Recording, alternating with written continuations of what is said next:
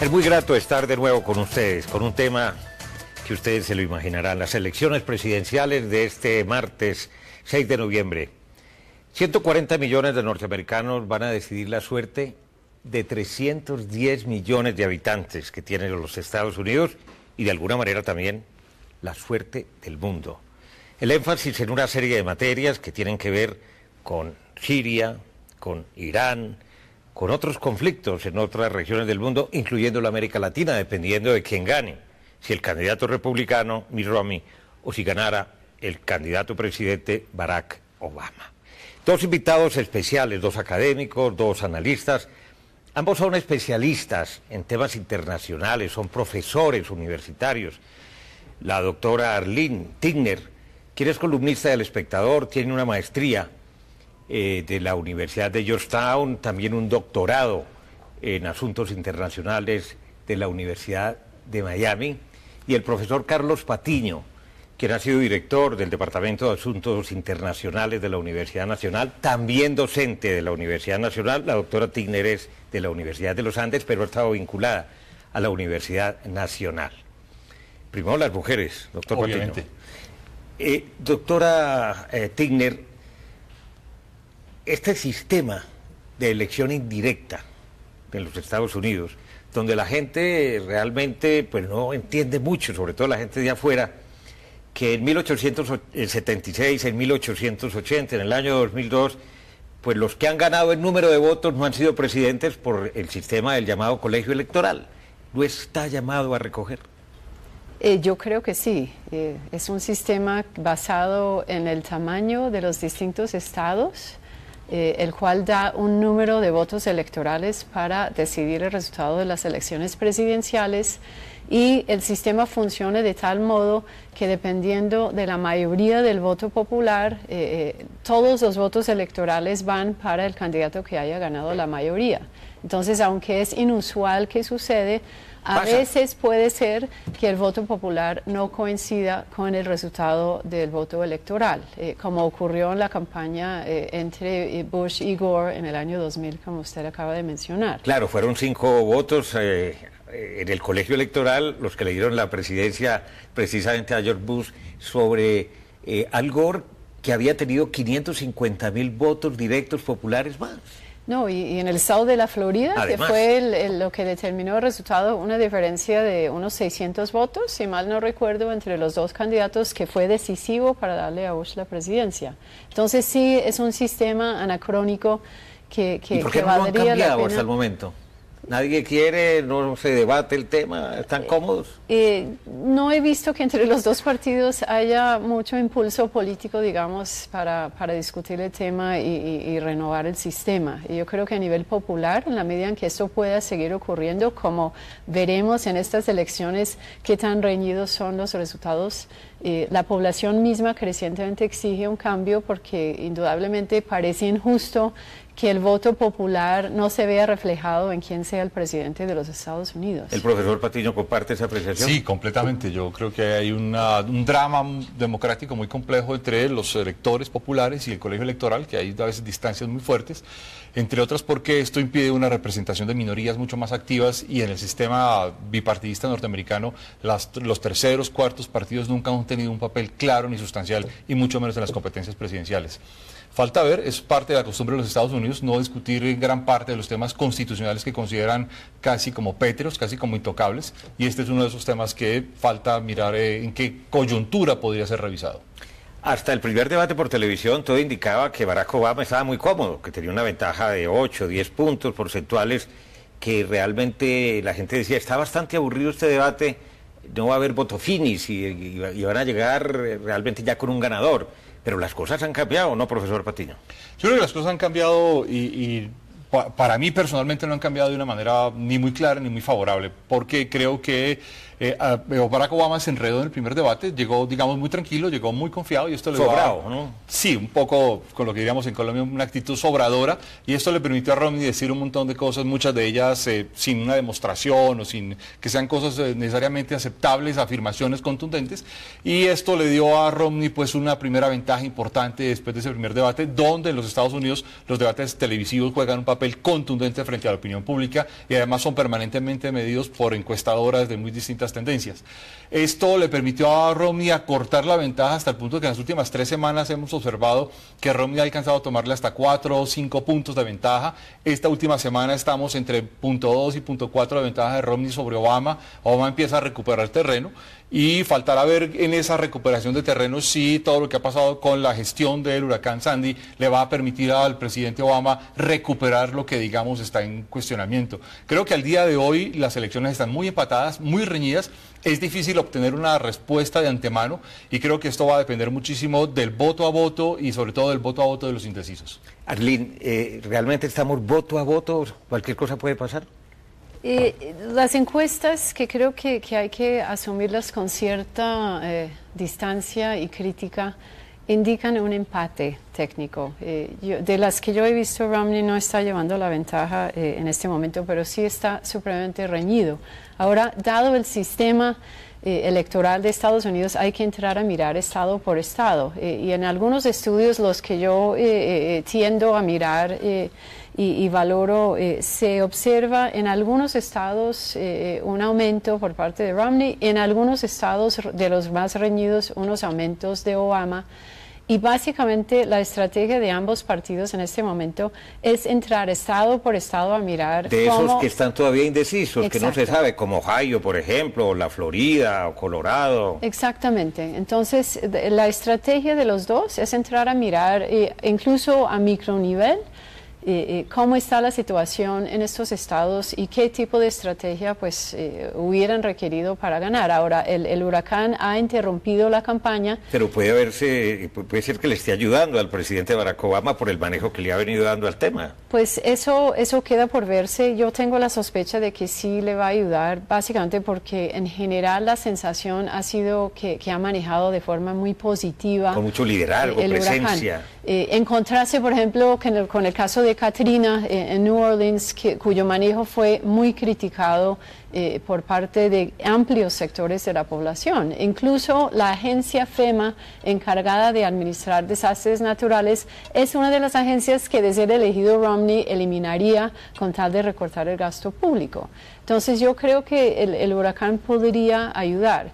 Ahora, no estoy segura que el voto indeciso hoy en día sea determinante tampoco. ¿Se estima que hay un 10% de indecisos todavía en total? Sí, pero si de nuevo uno entra a mirar esos estados cruciales en donde el resultado no está determinado, estamos hablando entre 2 y 3% del electorado que está más o menos dividido en estos estados. Entonces, lo que se dice es que realmente, en el caso de Obama sobre todo, lo que va a ser determinante es el llamado voter turnout, es decir, cuántos votantes ya decididos salen a votar.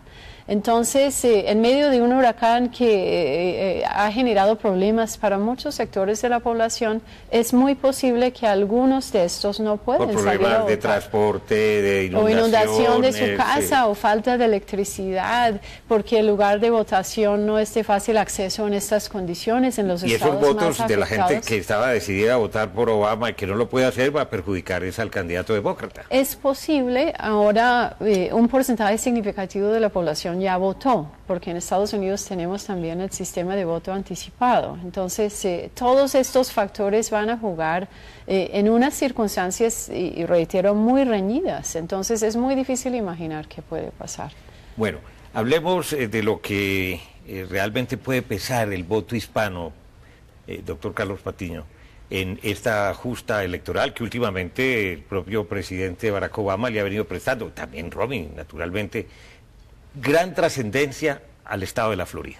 Sí, yo creo que el estado de la Florida, incluso también California, quizás en una menor proporción, pero estos dos estados con una gran presencia de hispanos, y en otros lugares como Nueva York, donde también hay una comunidad de hispanos muy sólida y muy, digamos, fuerte, que además con una actividad política muy visible, hay una disputa muy dura de cómo Obama se podría ganar estos votos. Ahora, hay que recordar que los republicanos también han tenido una presencia muy fuerte en la Florida, y esto hace la campaña demócrata especialmente difícil, entre otras porque muchos hispanos suponen que hay una especie de defraudación de Barack Obama a muchas expectativas, porque si recordamos la campaña de hace 4 años, Obama llegó con una gran expectativa, llegó con un gran aire de renovación muy importante y muy interesante, sacó a las urnas a muchas personas que no pensaban votar, incluyó muchísimos jóvenes que no estaban metidos allí. Que hoy están un poquito desilusionados. Claro, y eso lo sucede sobre todo con los hispanos que esperaban una reforma inmigratoria favorable a los hispanos, y por el contrario hemos visto una serie de decisiones en distintos estados que han perjudicado a los inmigrantes. Hemos visto que estos últimos 4 años las marchas de los inmigrantes se han multiplicado con un protagonismo muy fuerte de los hispanos, y esto pues obviamente hace que Barack Obama tenga que moverse muy rápidamente a tratar de garantizarle, de mostrarle a los hispanos que va esta vez a cumplir sus promesas, que van a ser satisfechas sus demandas, pero que además van a ser considerados ciudadanos de primera clase dentro de los Estados Unidos. Arlene, ¿realmente los hispanos pesan en la elección? Pesan muchísimo. En las elecciones pasadas, Obama ganó 67% del voto hispano y se estima que en estas elecciones puede ganar un porcentaje similar. El estado de California hoy en día no importa porque ya sabemos por quién vota. En un 100% las probabilidades son que el voto va a ser para Obama. El estado de Florida es uno de los estados en disputa. Y es un estado muy complejo en términos de la población hispana porque está dividido entre un sector republicano, los cubanoamericanos que jamás votan demócrata, y un sector creciente de puertorriqueños, por ejemplo, que suelen votar más demócrata. Y lo que tengo entendido es que los demócratas han dado prioridad a esos sectores de la población de la Florida, dado que más o menos los dos candidatos están en empate en este momento. El voto hispano en ese estado, sobre todo, podría ser muy importante si Obama lograra, por ejemplo, arrastrar este nuevo voto hispano que tiende a votar demócrata. Arlene, ¿hasta dónde el tema racial puede determinar también voto en uno o en otro sentido? Muchos creen que porque Estados Unidos eligió un candidato afroamericano, el tema del racismo es cosa del pasado. Yo creo que eso es absolutamente falso. Estados Unidos sigue siendo un país con profundos problemas de discriminación racial. Frente a la presidencia de Obama, sobre todo entre sectores de extrema derecha, hemos visto el uso de etiquetas racistas, de discursos racistas que son muy feos, digamos, en un país democrático que aspira a ser visto como ejemplo para los demás. Y no tengo duda de que para algunos sectores de la población, sobre todo clases trabajadoras blancas, nunca va a haber un voto por Obama. La población afroamericana vota también 100% básicamente por Obama. Entonces, ese sector de la población es una franja electoral muy importante para este candidato en particular por el tema racial. Y queda por ver si logra salir a votar por lo mismo que ya hemos señalado. En unos segundos regresamos con los profesores Arlene Tigner y Carlos Patiño. El factor de la economía, hasta dónde la economía también puede inclinar la balanza porque es una elección bastante reñida, y lo que sería la presidencia de Obama, uno puede adivinar cómo ha sido y cómo es, cómo podría ser, y lo que serían los Estados Unidos en manos de este candidato republicano. Ya regresamos.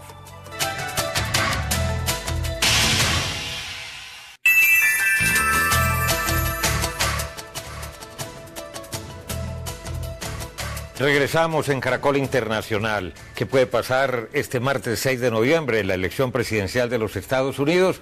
¿Hasta dónde, Carlos, la economía, la crisis, el momento que viven los Estados Unidos, que desde luego está en una mejor posición que la Unión Europea, por ejemplo, o que otras economías globalizadas del mundo, puede también ser un factor determinante, o eso ya se asimiló?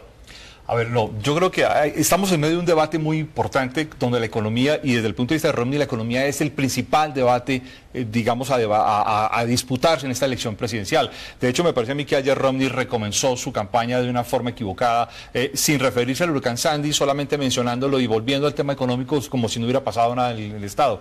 Ahora, el tema es mucho más de fondo. El tema de fondo me refiero es a cuál es el papel del Estado en el desarrollo económico, en el desarrollo de las instituciones, en las garantías públicas. Y dentro de esto entra todo el papel de la economía. Porque hay que recordar que toda la crisis económica la recibe Barack Obama, de una crisis que comienza y es mal gestionada dentro del gobierno de George Bush. Y en esa crisis económica, que es una crisis profunda, radical, que genera una destrucción de empleo no vista en muchas décadas en los Estados Unidos, además después de que en el gobierno de Bill Clinton habíamos tenido pleno empleo, esto genera, digamos, una situación de enfrentamiento muy compleja para los Estados Unidos. El tema de fondo, el tema de la economía está, insisto, pasando por el tema de la capacidad del Estado para renovar las empresas, hacer inversión en investigación científico-tecnológica, renovar la educación superior con miras a generar una economía mucho más competitiva a nivel global y obviamente el asunto de la competencia en marco de una tercera revolución industrial de cómo se hace. ¿Cuál es la diferencia? Que Barack Obama ha tenido una concepción del Estado, de un Estado que tiene una capacidad de patrocinio, una capacidad de promover la economía, y esto empieza a ser claro, por ejemplo, en la renovación de la industria automovilística en Detroit. Detroit, en los últimos 2 años, a pesar de la tendencia de los últimos 20, empieza a recuperar, empieza a renovar gran parte de su industria automovilística, a generar nuevos empleos y empleos altamente calificados y altamente pagados. Romney, en una posición tratando de acortar la inversión pública, tratando de eliminar gran parte del gasto público en educación, en ciencia y tecnología y sobre todo en la capacidad de rescate y generación de empleo. Arlene, ¿comparte esa visión o realmente piensa que el fenómeno de la economía y el resultado no va a incidir? Es el tema. Es el único tema. Es el tema doméstico. Es el único tema de la campaña electoral. Ojalá hubiera una discusión tan sofisticada como la que el profesor Patiño es acaba mucho de más elemental. Tiene que ver con el empleo. Los candidatos no están discutiendo los retos en educación ni en producción industrial. El tema para los votantes es el trabajo, el problema de desempleo, impuestos menos, yo diría, pero en términos generales la incapacidad aparente de Obama de impulsar el crecimiento económico. Yo creo que el votante promedio no entiende la magnitud de la crisis que heredó Obama de George Bush. Y obviamente quiere ver resultados inmediatos que sencillamente no se pueden dar. Porque no dependen exclusivamente de ningún presidente de Estados Unidos. No, ahora la situación de Estados Unidos no está tan mal como estaba cuando Obama entró a la presidencia. El desempleo se ha mantenido más o menos igual, en un 7.8%, que creo que fue el nivel. Que el crecimiento está estable. El crecimiento está estable, la confianza del consumidor, que indica, por ejemplo, la disposición de gastar, está aumentando. La bolsa de valores está boyante, lo cual es un indicio de confianza también en ese sector de la economía, en el potencial futuro de la economía de Estados Unidos. Sin duda hay una diferencia muy profunda, como ha señalado el profesor, entre los dos candidatos en cuanto a lo que perciben que debe ser el papel del Estado en la economía y en la vida de los ciudadanos. Claro. Y entonces, en torno al tema del déficit creciente que heredó Obama y que creció aún más al tenor de unos 52.000 millones de dólares, hay una discusión acerca de la supuesta incapacidad de Obama de hacer frente de forma efectiva a este tema. El tema internacional, por ejemplo, lo que está pasando con China, con su desaceleración en el crecimiento económico, con el manejo de su moneda, lo que está pasando ya desde el punto de vista del poder y del conflicto político que viven países como Siria, por ejemplo, la amenaza nuclear de Irán. ¿Eso preocupa a los norteamericanos o se saben que son el país más fuerte y más poderoso de la Tierra y no les importa? Los temas internacionales en general no han pesado en las campañas electorales, con excepción obviamente de casos de guerra, como ha ocurrido en casos como Irak y Afganistán. Y si bien hay temas que preocupan al electorado del común, el hecho de que la crisis económica esté captando la atención, yo creo que ha opacado totalmente temas internacionales. Por ejemplo, América Latina no ha salido en lo más mínimo. Los temas que han salido son estos que usted acaba de señalar. China no importa tanto a los estadounidenses y mucho de lo que Romney ha dicho acerca de China apunta de forma muy preocupante, a mi modo de ver, de que de ser presidente iniciaría una guerra comercial con este país, lo cual no creo que convenga a ninguna de las dos partes. También ha sido muy enfático en su apoyo al Estado de Israel, que más o menos está llevando al gobierno de Obama a un estado de enfrentamiento frente a Irán. Demasiado alineado. Sí, por su industria nuclear, pues que tampoco veo muy favorable. Eso tampoco preocupa al estadounidense del común en este momento. Entonces, sí, profesor Patiño, imaginémonos un gobierno republicano en manos de Mitt Romney en el tema internacional, por ejemplo, en un tema tan sensible. Aparentemente no, Colombia no va a pasar nada porque las relaciones son magníficas independientemente de quién gane, pero es que no es Colombia sola, es Colombia y su relación actual con Venezuela, es Colombia y su relación con otros países del agua como por ejemplo Nicaragua, sobre todo Venezuela para Colombia. ¿Cómo sería la política de Estados Unidos con Romney frente a Venezuela? Pues yo creo que estaríamos frente a un escenario de agresividad muy fuerte, diplomática. No sabría decir si podríamos llegar a un escenario de que desatara de una confrontación militar, pero es una agresividad diplomática, incluso el petróleo por medio, ¿no? Claro, está el petróleo, que es un tema que pesa mucho. Venezuela sigue vendiendo gran parte de su petróleo a los Estados Unidos se lo sigue comprando, pero independiente de eso, o más allá de eso, hay una relación de agresividad muy fuerte. Y Romney ha dicho, y además me parece muy preocupante, como lo ha dicho su vicepresidente, su candidato a vicepresidente, que Venezuela es uno de aquellos elementos que tendrían que poner en regla en América Latina. Eso me parece tan preocupante como el escenario, por ejemplo, de Irán, que están estrechamente relacionados adicionalmente, donde uno ve una actitud muy agresiva de Romney, una actitud además de desconocimiento de todo un trabajo diplomático del Departamento de Estado, y además una de las cosas más preocupantes es que pareciera que el viejo entorno de George Bush podría volver a ocupar posiciones en política internacional muy cercanas a Romney, es decir, una concepción unilateralista de los Estados Unidos frente a las relaciones internacionales, más una concepción unilateralista de nuevo en la guerra comercial, que quiero profundizar en algo que decía la profesora Tigner hace un momento, es que en el caso de China, y para poner eso en este contexto, es que China es el mayor comprador de reservas de oro en los últimos 10 años, y China está apostando a convertir el yuan en una especie de patrón oro alternativo al dólar. Claro, estamos frente a temas menores, es decir, el de Colombia es un tema y el de Venezuela es un tema entre una serie de discusiones internacionales muy complejas que marcaría un cambio muy abrupto en la política de los Estados Unidos hacia el mundo si Romney es presidente. Arlene, sobre todo si uno considera, como sostienen algunos analistas, de que Romney se llevaría los mismos asesores que hubo en el gobierno republicano de George Bush. Sí los llevaría. De hecho, los nombres que se han sorteado son los mismos, son unos rezagos de la Guerra Fría, esencialmente. No sé, en términos generales, algunos han especulado que las diferencias no son tan grandes. Creo que estamos apuntando a algunos matices importantes. A la hora de llegar a la presidencia, tal vez hay que reconocer que Estados Unidos es una máquina al que asume un jefe, pero que no la domina del todo. Entonces, tengo la esperanza de que de llegar Romney, lo cual me preocuparía de sobremanera en temas internacionales, habría también una maquinaria, el Congreso, por ejemplo, que tendrá al menos, creo, una Cámara Demócrata, ejercerá algunos controles sobre lo que puede hacer un jefe de Estado en términos de decisiones muy peligrosas, como declarar guerra comercial con China, cómo acompañar a Israel en un bombardeo a Irán, pues que realmente sería desastroso, entre otros temas. Entonces, ¿hasta qué punto los matices adquieren una importancia mayor en una presidencia de Romney? Pues quedaría por verse por ese motivo. Una pregunta final. Tiene que contestar con una sola palabra. ¿Quién gana? Un pronóstico. Mi deseo es que gane Barack Obama. Y el deseo. ¿Y quién gana? Lo veo muy reñido, muy difícil, no me atrevo a decir quién. Profesora. Obama. Obama. Muy bien, han escuchado ustedes dos académicos, dos analistas, difieren en algunas cosas, coinciden en otras, pero la última palabra la tiene el pueblo norteamericano este martes 6 de noviembre. Y ahora los invito a continuar con nosotros con un tema que no tiene nada que ver con las elecciones en los Estados Unidos, tiene que ver con una nueva política, con una nueva película, perdón, que se llama Sin Palabras. Ya regresamos.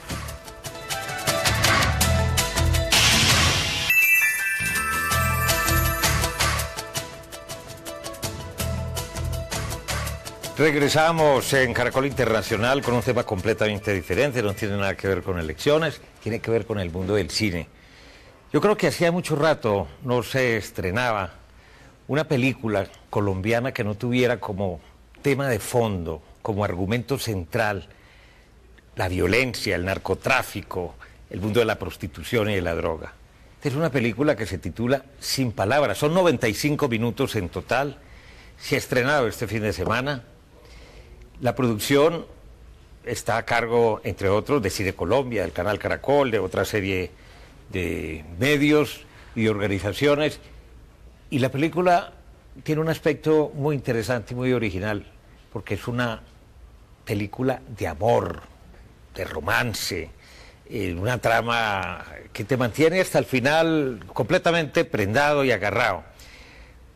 Su director es Juan Fernando Bustamante, ahí Ana Sofía también es codirectora, pero tenemos a la actriz, una de las protagonistas de esta película colombiana, que ya ha participado en el Festival de Cine de Cartagena, en un festival en Miami, también en Santiago de Chile, con muy, pero muy buena crítica.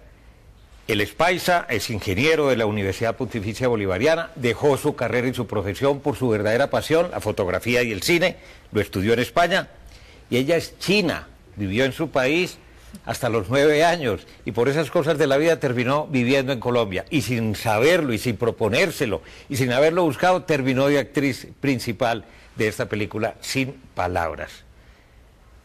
Juan, bienvenida. Gracias, Darío. Bueno, ¿cuál era su experiencia en materia de actuación? ¿Ninguna? Absolutamente nada. Totalmente nuevo para mí. Un campo sin explorar que de verdad no estaba en mi plan de vida, pero bueno, una sorpresa y muy grata que enriqueció mi vida totalmente. Increíble. Diego Fernando, ¿cómo fue todo? Pues fue una historia que nació en el seno de la productora. Estábamos en 2009, había salido varios reportajes sobre cómo Colombia se volvió trampolín para inmigrantes que van hacia los Estados Unidos, inmigrantes chinos, inmigrantes africanos. Y nos preguntamos qué pasa si uno de estos inmigrantes chinos se pierde, se separa de su grupo y queda perdido en Bogotá. Y a partir de ahí empezamos a construir esta historia de amor entre este personaje que se pierde, que es Lian, y un personaje que es Raúl, que es un joven artista que trabaja en una ferretería y que un poco olvidado, ha dejado sus sueños como a un lado. Y el encontrarse con Lian va a hacer que todo vuelva a pasar para él, a buscar otra vez sus sueños. ¿Cómo la encontraron? En la calle. En la calle, así como literalmente... Sí. Después de año y medio de estar buscando la persona que fuera a ser de Lian, nosotros queríamos que fuera una actriz, hicimos casting en Colombia, obviamente no encontramos nadie, incluso con productoras amigas hicimos casting en otros países y no encontrábamos y estábamos desesperados y literalmente estábamos parando chinos en la calle. Chinas en la calle a preguntarles si querían una china, y ya es una chinita bogotana, más o menos, es una ¿no? chinita bogotana, sí. Y bueno, Xuen aceptó el reto de la película. Afortunadamente es una persona muy perfeccionista, es muy talentosa y eso nos ayudó mucho para la preparación. ¿De quién fue la idea, el argumento central? Como te digo, fue en medio de una taller creativo. Sí, un taller creativo. Estaba Ana, estaba nuestro coproductor, estaba Tatiana Villacob, otra chica que está con nosotros en ese momento. Empezamos a tirar ideas y así fue como fue surgiendo la película. ¿Y a ella en particular dónde la encontraron? ¿En la calle, en un autobús? Fue nuestra directora de casting, Jenny Consuelo Gacha, no sé exactamente en qué parte, en el centro te encontró. Fue en el centro, cerca de la universidad, sí, en Colombo, estaba caminando ahí con una amiga y de repente alguien me empieza a seguir detrás mío, yo es como, asustada, me va a robar. Pero no, me paró y como, bueno, pues no sé, me atrevo a como a decirte a ver si te gustaría participar en una película. Y yo, dudosa. Un cuento raro, porque sí. ¿qué me van a meter aquí, no? Exacto, pues nada, pues yo decidí como acompañarla a la productora, hacer el casting. algo legítimo resultó, porque no, pues yo no esperaba nada, yo era como, bueno, vamos a ver qué pasa, ¿no? Pero sí, con algo de dudas, como expectativas, pero mira cómo resultó. ¿Y talento natural? Talento, muy talentosa, pues ella canta, dibuja, habla como 4 idiomas. En la película. No, en la vida real. En la vida real. En la película el problema era que no lo hiciera todo bien, porque en algún momento tiene que dibujar y éramos, por favor, dibuja mal, que se supone que tu personaje no sabe dibujar, no. Retratos perfectos. Tenía que cantar y canta pues como si llevara 3 discos. Entonces, no, ese perfeccionismo fue lo que nos ayudó con Javier, que es el otro actor, que es maestro en artes escénicas.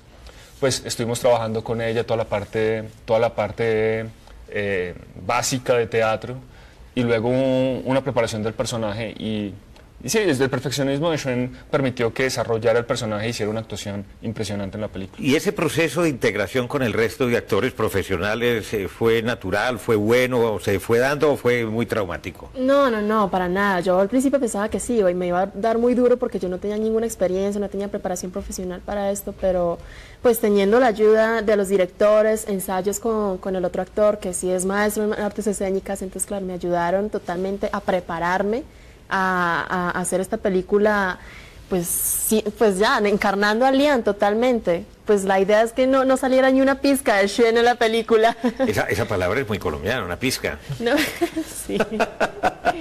¿A qué se debe el éxito que ha tenido en los 3 festivales, bueno, más, que se ha presentado la película, sin palabras? Yo creo que de entrada es una sorpresa. La película muestra una Colombia muy amable, muy positiva. Que desarrolla en Bogotá, básicamente. Se desarrolla en Bogotá, muestra una Bogotá muy bonita, una Bogotá, no es la Bogotá gris que vemos muchas veces en el cine, es una Bogotá un poco más colorida, más verde, más naranja, porque pasa en el norte de Bogotá, casi toda la película se desarrolla en el norte, entonces muestra una Bogotá muy bonita y es una historia muy bonita, o sea, es una historia de amor entre 2 personajes y cómo se van enamorando a través de los detalles, de las acciones, entonces eso sorprende mucho y deja una sensación muy agradable en el espectador y ese ha sido una y otra vez el comentario que nos han dado, que una vez termina la película están bien, se sienten bien y encuentran una Bogotá y una Colombia muy, muy positiva. Bueno, ¿y será que ese par de protagonistas, el chico que trabajaba en una ferretería y que ya había tenido una novia, se fue para Alemania, ¿será que en la vida real también se van a encarretar, como decimos nosotros?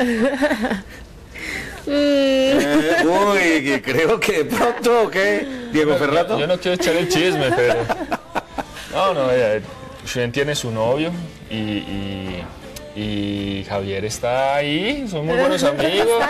Está ahí. Yo no quiero decir nada que después vaya a meter en problemas. Cualquier cosa puede llegar a pasar, ¿no? ¿La película es buena, objetivamente hablando? ¿Crees que va a tener realmente un mercado en varios países aparte de Colombia? Sí, la película, pues, objetivamente, soy el director y es mi niño, y para uno siempre el niño es bonito. Pues este niño es muy bonito, de verdad. Es una película, como digo, es muy amable, la gente se encarreta con la película. No se puede desenganchar de la película. Suscita aplausos cuando la gente... Sí, en Cartagena tuvimos una experiencia muy bonita y es que faltando 5 minutos para que se terminara la película la gente empezó a aplaudir como hacia donde iba la película. ¿Y en Chile o en Miami? En Chile y Miami no aplaudieron. Pero gustó. Pero gustó bastante, gustó muchísimo la... ¿Y te ha gustado este mundo de la actuación? ¿Vas a seguir en el mismo camino o no? A mí siempre. Antes de estar en esta película me ha apasionado toda la parte artística, como decía, me gusta cantar, me gusta pintar, la actuación me encantó, es un mundo totalmente diferente a lo que yo hago en la vida real, pero claro, si surgen las oportunidades estoy encantada. Pues ya está en cartelera, sin palabras, hay que ver esta película colombiana. Es una historia de amor, nada de violencia, nada de narcotráfico, es otra cara de Colombia, bonita. Un niño muy, pero muy bonito, hijo de uno de sus directores, de Diego Fernando Bustamante. Muchas gracias, recuerden que ustedes pueden seguirnos en Twitter a través de nuestra cuenta @enteratecaracol, también puede escribirnos a través del correo electrónico enterate@caracoltv.com.co. Visite nuestra página web www.noticiascaracol.com/entérate. Allí podrá participar en nuestros foros y acceder a todos nuestros capítulos completos. Los espero como siempre la próxima semana.